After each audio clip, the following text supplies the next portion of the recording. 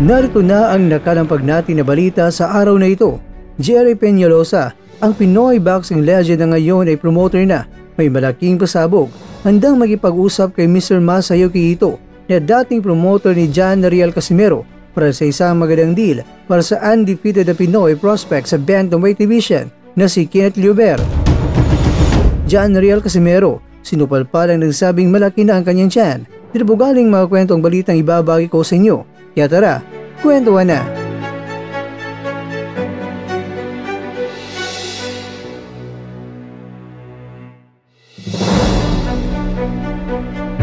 Sa balitang ibinahagi ng GMA News Online by Sir GM Siasat sa nakaraan na naibahagi ko na rin sa inyo, alam naman natin mga kwento na itong si Mr. Masayuki Ito ay hindi na niya ipapapirma pa si Casimero na bumalik sa kanyang boxing promotions dahil ang mas gusto ni Mr. Ito kaya mabingwit niya itong si Liuber na isang bagong boksingero niya sa panahong ito ay wala pang naging sagot ang kampo ni Liuber kung tatanggapin ba nila o papansinin ang plano ni Mr. Ito sa ating pambato. Pero sa ngayon mga kwento ay ibinahagi na ni Sir GM Siasat ang nangyaring exclusive interview kay Mr. Ito na kung saan ibinunyag niya na sa pagkakataong ito ang promoter na hapon ay sinusubukan na talaga magkakaroon na nga ng negosasyon para mapabilang si Liuber sa Treasure Boxing Promotions. Naging napaka-interesado ni Mr. Ito na makuha si Liuber dahil napansin niya ang husay at galing ni Liuber sa paipaglaban na hinahalin tulad niya kay 8th Division World Champion na si Manny Pacquiao. At syempre, bata pa at maganda ang kanyang kartada dahil wala pang talo. 2 beses na rin itong lumaban sa Japan at 2 hapon ang tinalo via round 1 technical knockout. Kaya alam ni Mr. Ito na kilala na rin niya itong si Liuber sa Japan. Tapos siya pa ang magpro-promote kung sakali ay mas lalong maging kilala si Liuber at paninigurado nakikita ng malaki si Liuber sa Japan dahil sa buong Asia sikat na ngayon ang bansang Japan sa boxing at nagbibigay rin sila ng malaking offer sa mga boksingero. Sinabi nga ni Mr. Ito na sa ngayon ay napaka-interesado talaga ako kay Liuber. Alam natin mga kwento na itong si Liuber ay gustong makaharap ang WBC o World Boxing Council Bantamweight World Champion na si Junto Nakatani. Kaya lang, parang nababalikan natin ang tandem nila ni Casimero at ni Mr. Ito na kung saan gusto rin ni Casimero na makaharap itong si Naoya Inoue. Kaya lang, nagiwalay na lang sila. Wala pa rin Inoue at Casimero na nangyari. Kaya marami ngayon ang nagsasabi na baka mangyayari ulit na hindi pa rin may kasaang gusto na laban ni Liuber kung under boxing promotions na siya. Pero sa ngayon mga kwento ay may good news na itong si Liuber ay may promoter na at yan ay si Jerry Peñalosa. Ibig sabihin, maging co-promoter na lang ang Treasure Boxing Promotions. Kaya nga ang sabi ni Peñalosa na handa siyang makipag-usap kay Mr. Ito para malaman niya kung ano rin ang offer ni Mr. Ito kay Liuber na syempre hindi diyado si kabayan. Kaya gusto niyang malaman kung ano rin talaga ang ilalatag na plano ni Mr. Ito kay Liuber dahil kung maganda ay handa si Peñalosa na may kipagsanib puwersa sa hapon.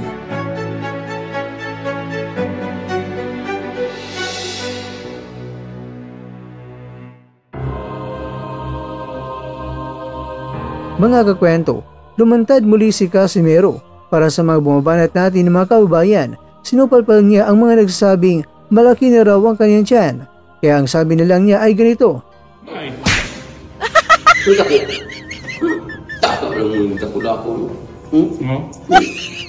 Ikaw kukwento na nanunood dyan. Comment mo nga kung sabi ka na makabalik si Casimero muli sa lona.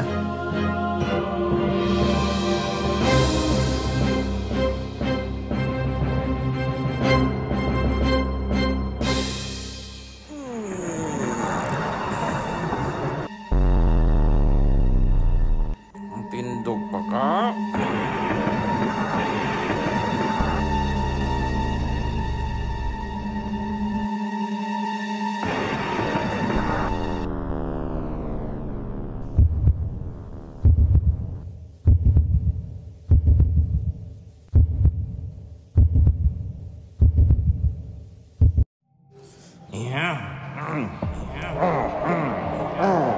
Tungkol ka!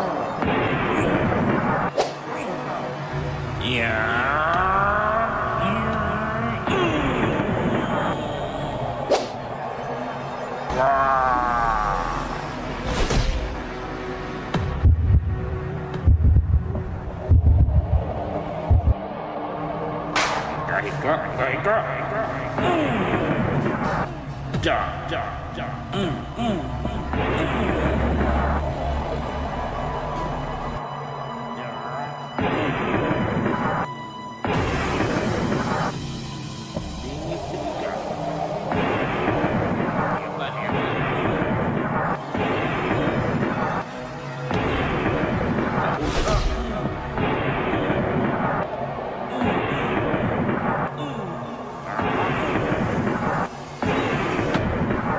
Ikaw.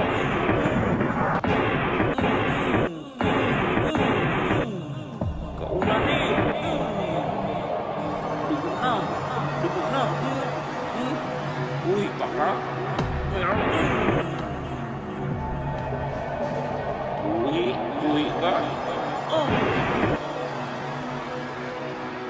Iyo. Yabay. Ini ay.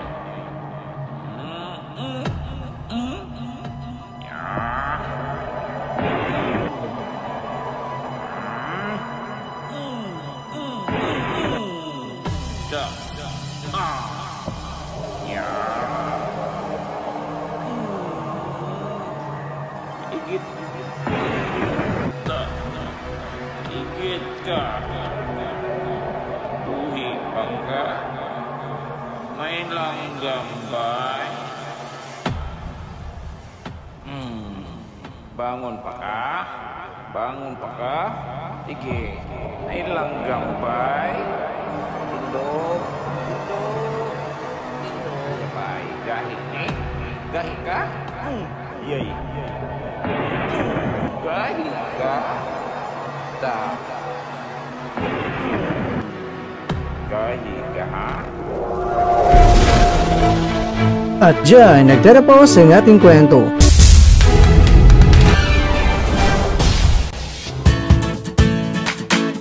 Maraming salamat mga kakwento sa inyong panonood. Pero baka naman mga kakwento ay nagustuhan niyo po ang kwento natin ngayon. Baka pwede niyo po akong mabigyan dyan ng like, subscribe at pa-click na rin sa bell button.